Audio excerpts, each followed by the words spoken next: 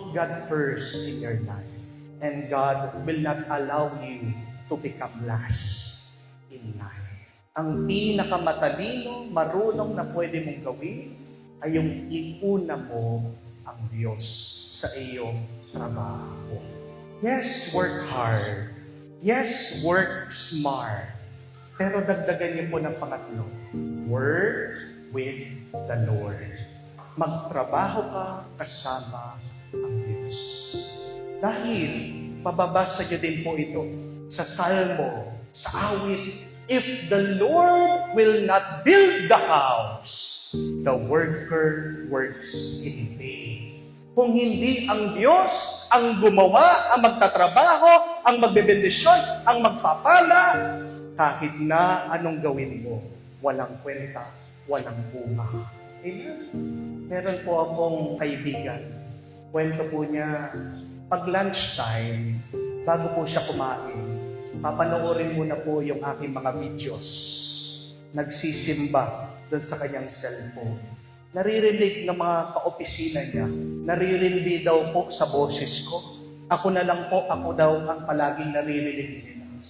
And she was being ridiculed for what she was doing. Sinasayang mo yung oras mo dyan. Nagugutom ka. Dapat kumain ka, dapat magpahinga ka. Anong nakukuha mo dyan? Sinisiraan po siya ng mga kaopisina niya.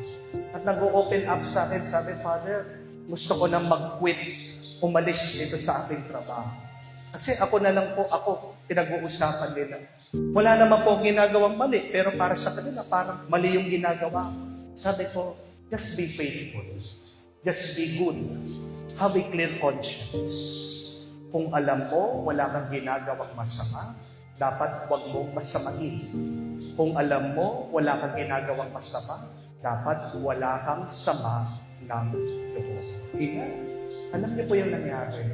After a few months, na-promote itong kaibigan ko.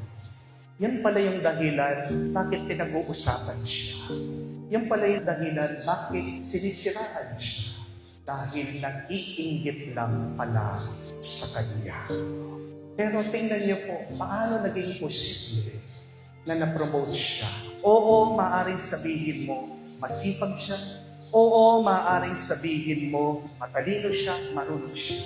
Pero may pangatlong sangkap ng tagumpay niya.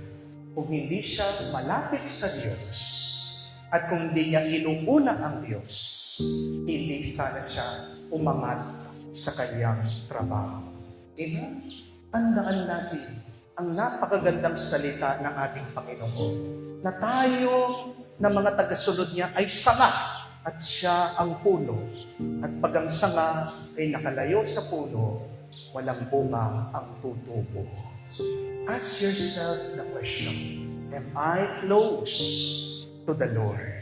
Is God first in my life? Do I work with the Lord?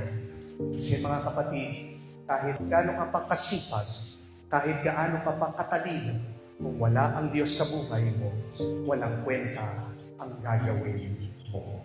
Magpagod ka man, yan ay walang bunga. Pero pag ikaw ay nasa Diyos at inuuna mo ang Diyos sa buhay mo, gagabayan at gagabayan ka niya. At kahit na konting pagod lang, makikita mo may tutubo at lilitaw na milagro sa buhay mo.